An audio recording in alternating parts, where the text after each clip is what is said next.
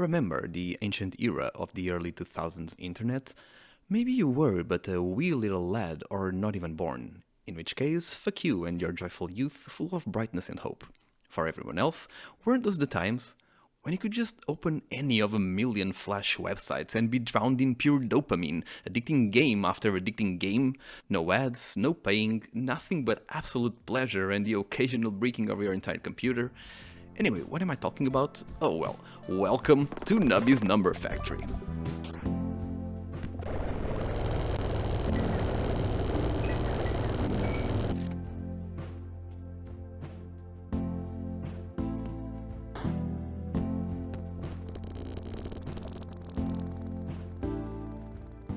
Nubby's Number Factory is most certainly a game. It's also, without a doubt, a game where pregnancy tests are overpowered, where killing nubbies with a cheese house can be the key to eternal riches, and where Pedro the Butterfly will carry you through many different rounds. Despite all of this nonsense and the crazy over-the-top vaporwave aesthetics, which is absolutely delightful, Nubby at its core is extremely simple yet deeply satisfying.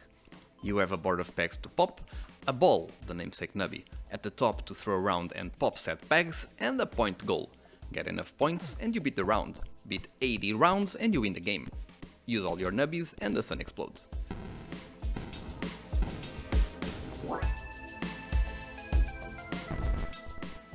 This is basically the game and also where the madness begins. With some regularity, you'll encounter a variety of shops where you can buy some truly ridiculous items. They all have a trigger condition and an effect.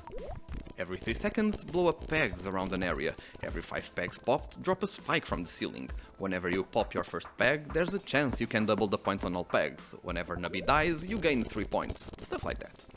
On their own, these items are mostly harmless. However, you can also find perks along the way. These perks also have conditions of their own, and their effects are to force trigger your items even if the item's conditions themselves are not met. Whenever you pop a peg, there's a 5% chance to trigger the item on slot 3. When Nubby dies, trigger the item on slot 7 a bunch of times. Whenever 10 pegs are popped, trigger your leftmost item. These force triggers just absolutely blow the game up and create what you see on screen.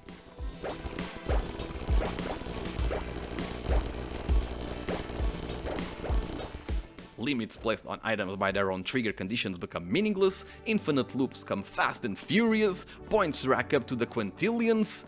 This is the bread and butter of why you can just sink dozens of hours into the game and feel like 5 minutes have gone by. Understanding which items force multiply off of each other and which perks to take and when is insanely cool, and the accompanying dopamine hit is just too good to pass up. Also, it all sounds so delightful, am I right?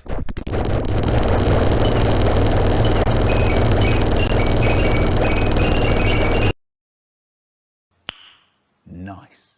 Besides the main game, you have added challenges that transform your runs, like making all items random, limiting your stock of gold, and so on.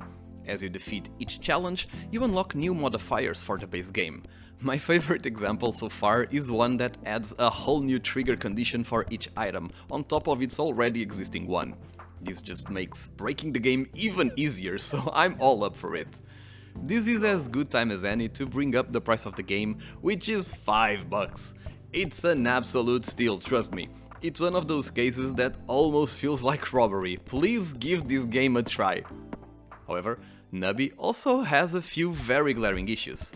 Let me preface by saying the developer already acknowledged basically everything I'm going to say, and they said they'll fix it eventually, but I would be remiss not to bring it up. The way the difficulty ramps up over a run is fairly aggressive. Each round score goal is based on how well you did on prior rounds. So let's say you have a build that gives you a ton of flat points, but doesn't scale as the game goes on or with the value of the pegs you pop.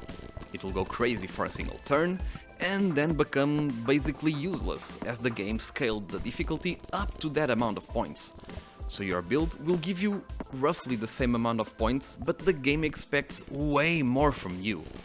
There's an exception to this, that the game cannot keep up with, which is doubling your pegs scores.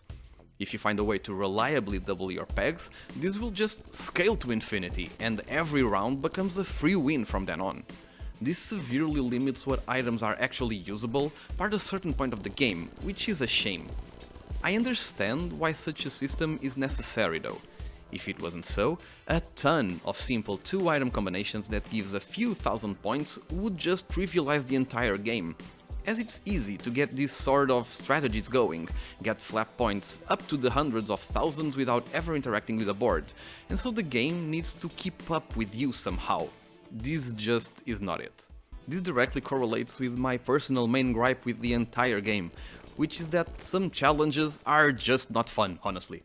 Given only a very small subset of items can beat the game, anything that messes with your agency over what items you get immediately becomes a massive grind fest as you toss run after run down the drain, waiting for the perfect blind shop or the perfect replacement for an item after your current ones are destroyed.